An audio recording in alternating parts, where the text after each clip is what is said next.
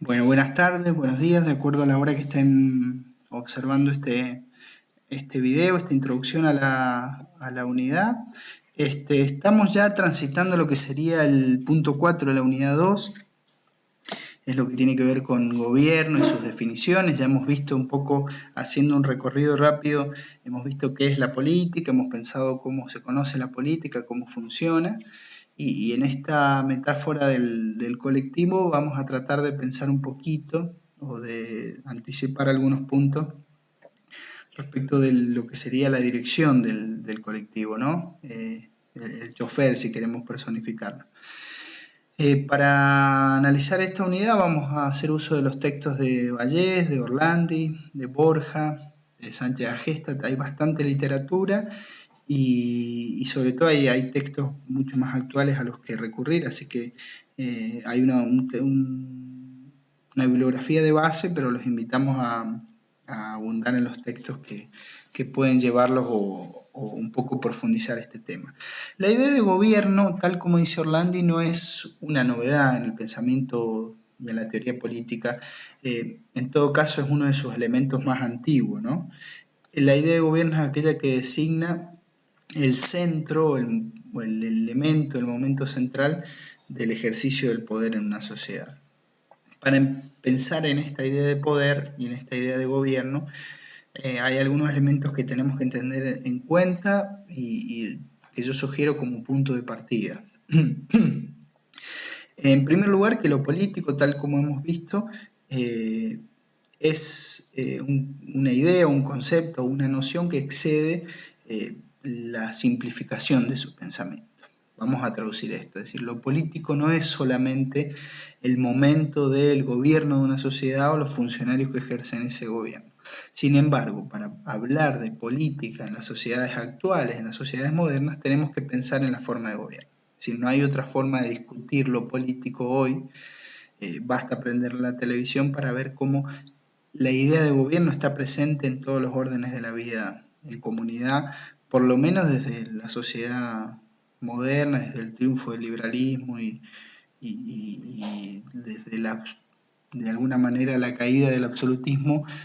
El triunfo de esta noción de poder y de gobierno y de los estados modernos nos ha llevado a discutir el poder en términos del gobierno. Es decir, el gobierno es lo que rige o lo que dirige la forma de vida en una sociedad, por lo menos en las sociedades occidentales modernas, las cuales nosotros, para bien o para mal, estamos inscriptos. Otro elemento importante a tener en cuenta es la idea de que la Constitución, tal como hemos visto en los puntos anteriores, es la normativa o es el registro a través del cual se desarrolla el ejercicio del poder y se desarrollan y se llevan a cabo los gobiernos. Tengamos en cuenta esto porque para el pensamiento político, sobre todo para el pensamiento político contemporáneo, la idea de la Constitución viene a ser el elemento que ajusta todo, digamos, que equilibra todo porque es lo que le da un norte al ejercicio del gobierno, la que lo equilibra, si se quiere. Entonces, vamos a avanzar un poquito en esto. ¿Qué es el gobierno concretamente? Selaznick va a decir que el gobierno constituye el centro desde el cual se ejerce el poder político en una sociedad. En la misma línea, Guillermo O'Donnell va a decir que el gobierno es la cúpula institucional del Estado. Es decir, que mientras en un régimen político hablamos de la mediación entre el Estado y la sociedad, en este caso el gobierno es, si se quiere, el elemento más alto del rol institucional de un Estado. Es decir, el Estado está compuesto por muchas cosas, tiene una población, tiene un territorio, tiene una cultura, pero también tiene un elemento fundamental que es el gobierno. El gobierno es ese punto más alto, si se quiere, en la institucionalización de las sociedades modernas. Entonces, podemos decir que el gobierno es un elemento central para entender la relación del Estado, de la sociedad y la política, digamos, del Estado y las personas también, ¿no? Es decir, si hay un gobierno, y tal como nuestra Constitución lo determina, que en la Argentina ningún ciudadano delibera ni gobierna si no es a través de sus representantes, en el caso nuestro, los representantes, es decir, aquellos que gobiernan, que ya vamos a ver un poquito de dónde viene su legitimidad, tienen un rol central, hay que definirlos y hay que estudiarlos para entender su funcionamiento. Avancemos un poquito en esto. Entonces, Orlandis dice, pensando en la idea de gobierno, que hay tres formas de aproximarnos a la noción de gobierno. Una perspectiva centrada en los individuos, en los sujetos, una perspectiva más que piensa desde la actividad y una noción que lo define ya en términos de las instituciones. De estas vamos a tomar, que está en el programa y que lo vamos a tener que recorrer y estudiar, esta idea del gobierno como un conjunto de actores. Cuando Orlandis dice esto y cuando piensa en esto, está pensando en los sujetos y las sujetas que componen al gobierno. Él dice, se va a poner atención a las personas que ejercen el poder político y que determinan la orientación política de una sociedad. Habíamos dicho que el gobierno es la dirección política de una sociedad. Pensando en el colectivo, es quien coordina el trayecto que va a hacer el colectivo, es el chofer. El gobierno es la persona elegida para que coordine las acciones que van a llevar adelante un país, ni más ni menos. Un gobierno, pensando en un gobierno nacional, pero también en un provincial o en un gobierno municipal, ¿no? Entonces, dice Orlandis, si pensamos al gobierno como un conjunto de actores, tenemos que tener en cuenta tres dimensiones. Una dimensión genética de la legitimidad, es aquella que determina la legitimidad de origen, dónde está la legitimidad de estos tipos y de estas tipas que hoy nos gobiernan, y está dada porque, no lo digo despectivamente tipo tipa, digo pensando en una persona que lo está racionalizando hoy en el día a día. ¿Dónde está la legitimidad de estas personas que me definen lo que tengo que hacer o que establecen normativas que yo tengo que cumplir? Y Orlandis va a decir la legitimidad está en su origen, en que son elegidos para eso, en que el sufragio los consagra, ¿no? Son votados y son elegidos democráticamente. Asimismo, va a decir Orlandis, hay una dimensión funcional de la legitimidad.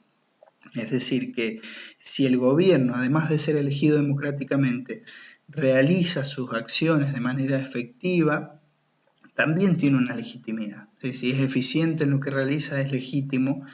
Si no lo es y si no responde a sus promesas, esto nos puede sonar conocido. Si un gobierno no responde a lo que prometió, probablemente nosotros debiéramos poder declararlo ilegítimo, ¿no? De hecho, la Constitución tiene algunos elementos como el referéndum, revocatoria, después vamos a ver un poquito de eso.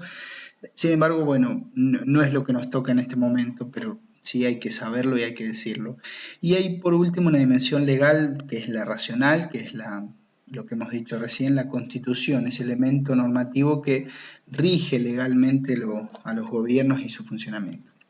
Si pensamos el gobierno como conjunto de funciones, tenemos que pensar también, siguiendo Orlandis, en esa clásica idea de la dirección política dividida en dos elementos, una dirección política y una dirección administrativa.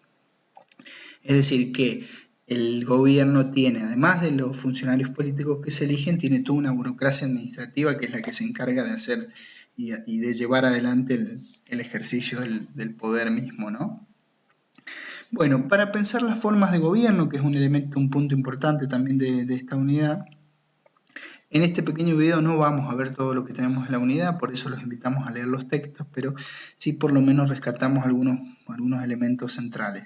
Las formas de gobierno, que ya es vieja en materia de discusión de teoría política, desde Aristóteles, pasando por Maquiavelo hasta Montesquieu, tiene en la teoría de la separación del poderes su elemento más alto, si se quiere, en la democracia moderna. ¿Qué dice la teoría de la separación de poderes? Dice que los gobiernos y que las repúblicas tienen que estar establecidas por tres poderes mínimos, que son los que se pueden controlar en sí mismos: un poder ejecutivo, un poder legislativo y un poder judicial. Eso es lo que distingue un gobierno constitucional de un gobierno absolutista, ¿no? La idea de que haya un ejecutivo, un presidente y sus ministros, un legislativo, Cámara de Diputados, Cámara de Senadores, nacional, provincial, y un judicial, Suprema Corte en Mendoza, Corte Suprema a nivel nacional, que sean los encargados de controlarse y de establecer tanto un control horizontal como un control vertical en el ejercicio del poder. Entonces, decimos que si nosotros pensamos hoy la Argentina y América Latina, que tiene una fuerte tradición presidencialista, nosotros podríamos hacer un parangón con lo que es las clásicas formas de gobierno europeas que se caracterizan por su parlamentarismo. Les dejamos ahí un pequeño cuadro, ¿no? Nosotros pensemos que hoy vivimos en un régimen presidencialista, tenemos la fórmula de legitimidad del presidencialismo nuestro es la elección directa. Si pensamos en el parlamentarismo, hay un cuerpo electoral que los elige. Nosotros, si viviéramos en un parlamentarismo, elegiríamos a un órgano colegiado que es el que va a elegir al presidente. En nuestro caso, elegimos directamente. Tenemos una duración de mandato fijo e inamovible, tenemos funciones de Estado y de gobierno que ejerce el presidente, en el caso de los parlamentarismos están separados, y tenemos una relación de coordinación entre el Ejecutivo y el Legislativo, es decir, los legisladores de alguna manera controlan al presidente, en el cambio en el parlamentarismo hay un voto de censura, ¿no? Por último, me quedan pocos minutitos, quisiera destacar y pedirles que también tomen su tiempo para analizar la idea de república. No es otra cosa la república o la res pública, que es el concepto original, no es otra cosa que la forma de gobierno en la cual el elemento central es esta división de poderes de la cual estamos hablando. Recuerden ustedes que nuestra constitución dice que vivimos en un país, en un sistema de gobierno representativo, federal y republicano.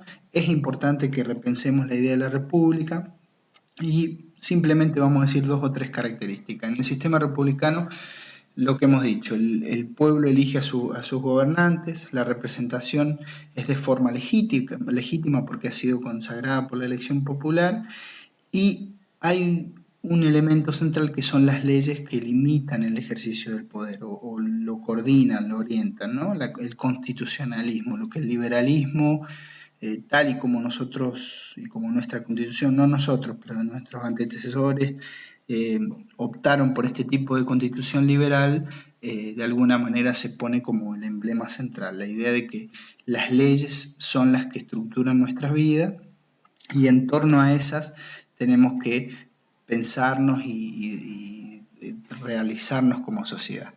Entonces, recapitulando brevemente lo que hemos visto, se van a encontrar ustedes con textos de Vallés, de Orlandi, de Borja, de Sánchez Agesta, y van a tener que hacer el ejercicio de pensar el gobierno en la clave de lo que aquí estamos sugiriendo, si les parece bien tomar este video como referencia, pensar cómo están dadas las formas de gobierno, qué característica tiene el gobierno en el cual estamos y del cual somos parte, digo, la forma de gobierno. No estoy pensando específicamente en el color político de quien gobierna, sino en la estructura, como un sistema en el cual nosotros estamos.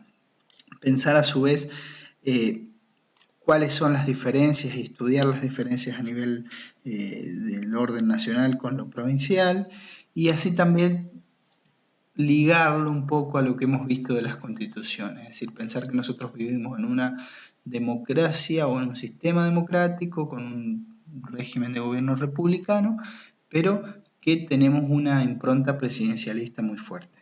Dentro de esos parangones debemos movernos y tratar de analizar la sociedad en la cual vivimos.